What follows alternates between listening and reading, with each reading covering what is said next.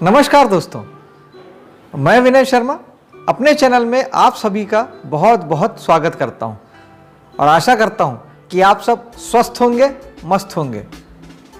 दोस्तों, आज ज्योतिष सीखे में आज मैं आपको ये बता देता हूं कि नैसर्गिक शुभ ग्रह, नैसर्गिक अशुभ ग्रह कौन से हैं, उनमें नैसर्गिक रूप से मित्रता और शत्रुता किन ग्रहों में है, और पूरे के पूरे 9 ग्रहों के एक शॉर्टकट में मैं उनका नेचर, स्वभाव ब्रीफ कर देता हूं कि उनसे हम क्या देखते हैं। आगे जैसे जैसे हम बढ़ते जाएंगे वैसा डिटेल स्टडी तो हम करते ही जाएंगे, लेकिन आज ग्रहों के बारे में शॉर्टकट में जान लेते हैं। उसके बाद अगले एपिसोड से हम भावों की स्टडी करना शुरू करेंगे, एक एक भाव, क्योंकि भावों का थोड़ा सा विस्तृत अध्ययन जरूरी है। इसलिए 12 भावों का हम एक एक बार में एक एक भाव का हम स्टडी करेंगे। राशियों के बारे में पिछले एपिसोड में मैं आपको बता चुका हूँ, राशियों का स्वभाव, राशियों का गुणधर्म, राशियों की दिशाएं, ये सभी मैं आपको बता चुका हूँ। तो आइए दोस्तों, सबसे पहले नैसर्गिक पापी और शुभ ग्रह। तो शनि, मंगल, राहु और केतु, इन 4 ग्रहों को नैसर्गिक पापी कहा गया है।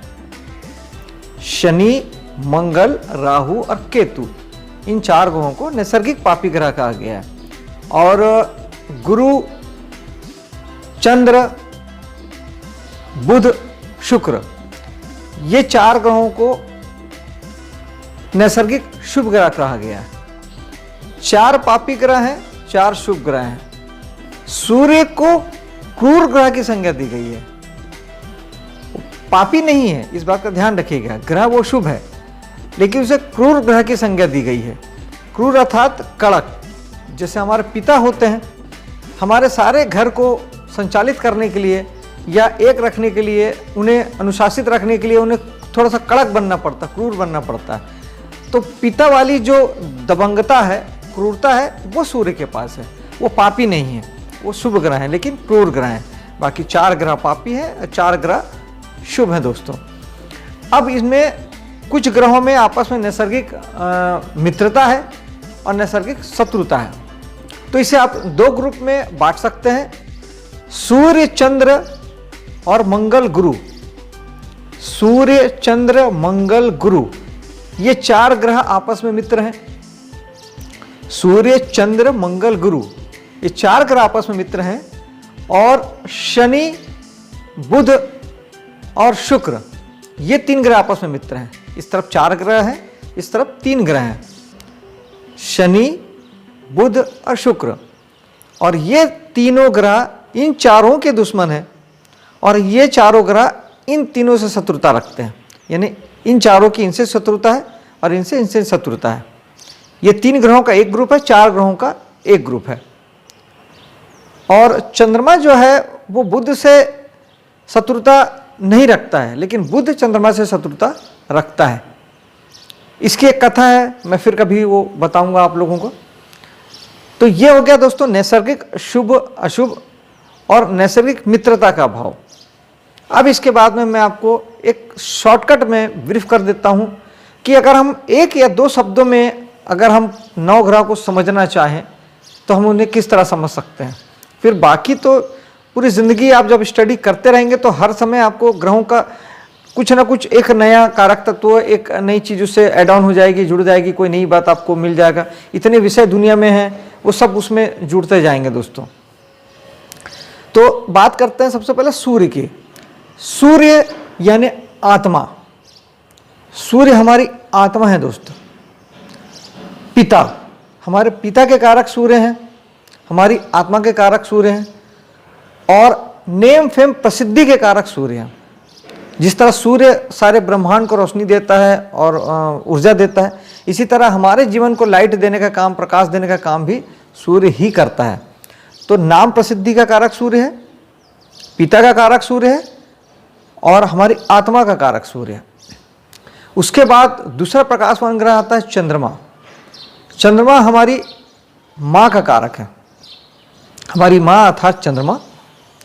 जल का कारक चंद्रमा है, हमारे मन का कारक चंद्रमा है। हमारी जितनी भी भावनाएं हैं वो सब चंद्रमा से संचालित होती है दोस्तों।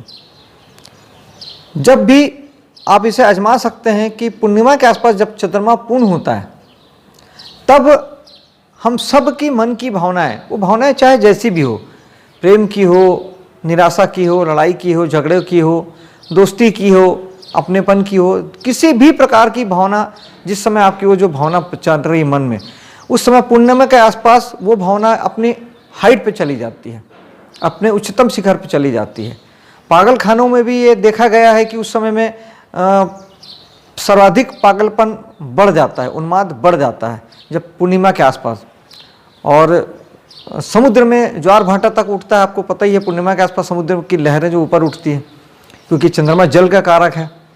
तो जब समुद्र के जल को वो इतना उठा देता है, और आपको वैज्ञानिक रूप से ये बात पता है कि हमारे शरीर में 70% जल होता है, तो क्या हमारी भावनाओं को हम उद्वेलित नहीं करेगा चंद्रमा? बिल्कुल करता है। बात है जागरूकता की, अवेयरनेस की। आप ध्यान देंगे तो ये बात आपको समझ में आएगी। तो हमारे मन का, अवचेतन मन का कारक जो है, जो आज सीक्रेट में आप पढ़ते हैं अवचेतन मन, तो उसका कारक जो है चंद्रमा है। अब आते हैं मंगल पे। मंगल है हमारे साहस का कारक, हमारे पराक्रम का कारक, हमारी ऊर्जा का कारक, हमको दौड़ाने वाला, चलाने वाला, भगाने वाला, हम जो भी एक्टिविटी करते हैं वो सब चीज़ का कारक जो है वो मंगल है। और मंगल करे दंगल, मंगल लड़ाई झगड़े का कारक भी है, मंगल एक्सीडेंट का कारक भी है, और भूमि का कारक मंगल है दोस्तों। दोस्तों आज मैं शॉर्टकट में ब्रीफ कर रहा हूँ जो जिससे उसकी पहचान है उस ग्रह का। अगर एक शब्द में अगर अपन बयान करना चाहें कि एक शब्द में वो ग्रह क्या है, तो मैं आज सिर्फ वो बता रहा हूँ। फिर डिटेल स्टडी हम लगातार हर एपिसोड में हम वो करते चलेंगे। मंगल के बाद आता है बुध। दोस्तों बुध है हमारे वाणी का कारक, एजुकेशन का कारक, जो भी हम पढ़ते हैं उस सब लिखाई पढ़ाई का कारक जो है वो बुध है। बुध के बाद आता है गुरु। गुरु है हमारे ज्ञान का कारक। देखिए बुध है बुद्धि का कारक, हमारी बुद्धि का कारक बुध है, और हमारे ज्ञान का कारक जो नैसर्गिक हम ज्ञान लेके आए हैं उसका कारक बृहस्पति है।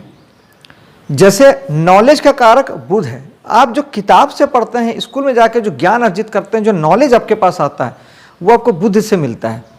लेकिन जो आप लेके आए हैं, जो ज्ञान, जो आपकी जो समझ आप जो लेके आए हैं वो बृहस्पति है। आपने देखा होगा कि पूरी दुनिया में बहुत बड़े बड़े वैज्ञानिक हुए हैं जिन्होंने स्कूल का मुंह भी नहीं देखा, लेकिन उन्होंने बड़े बड़े एडिशन भी स्कूल छोड़ दिए थे तीसरी चौथी क्लास में, और ऐसे कितने वैज्ञानिक हुए हैं और उनके नाम हजारों कॉपीराइट है, हजारों उन्होंने खोज करी है। तो जो एजुकेशन है वो बुध है, लेकिन वो जो ज्ञान है जो आप लेके आए हैं, आपने देखा होगा कि बहुत सारे लोग अपने अपने काम में एक्सपर्ट होते हैं, स्कूल का मुंह भी नहीं देखे होते, लेकिन वो बहुत अच्छे चित्रकार होते हैं, बहुत अच्छे गायक होते हैं, बहुत अच्छे पेंटर होते हैं। दुनिया के बहुत बड़े बड़े नेता ऐसे हुए हैं हिंदुस्तान में, तो आज भी होते हैं, जो स्कूल का मुंह भी नहीं देखते, चौथी पाँचवीं पास होते हैं, लेकिन पूरी दुनिया को, पूरे भारत को चलाते हैं और बड़े बड़े नियम कानून बनाते हैं, देशों को चलाने वाले नियम बनाते हैं। उन्होंने स्कूल का मुंह भी नहीं देखा होता दोस्तों। तो ये ज्ञान है, वो बेवकूफ़ नहीं है दोस्तों, वो हमसे आपसे कहीं ज़्यादा ज्ञानी है। क्यों? इसलिए हम ज्ञानी शब्द यूज़ करते हैं। ज्ञानी अर्थात ज्ञान, और ज्ञान जो है अनुभव से प्राप्त होता है, तो वो पिछले कई जन्मों के अनुभव से उनको वो ज्ञान प्राप्त होता है, इसलिए वो ज्ञान होता है। और शिक्षा जो आप इस जन्म में जो आप स्कूल कॉलेज जाएंगे, जो पढ़ेंगे, जो नॉलेज लेंगे, वो आपकी शिक्षा हो गई। तो ये बुध और गुरु में अंतर है दोस्तों। गुरु विजडम के कारक हैं, गुरु यानी बृहस्पति भाग्य के कारक हैं। गुरु हमारे धर्म गुरु के कारक भी हैं। हमें जो गुरु होते हैं, जो शिक्षा देते हैं, उसके गुरु के कारक भी बृहस्पति होते हैं। ये गुरु की बात हो गई दोस्तों। अब बात करते हैं शुक्र की।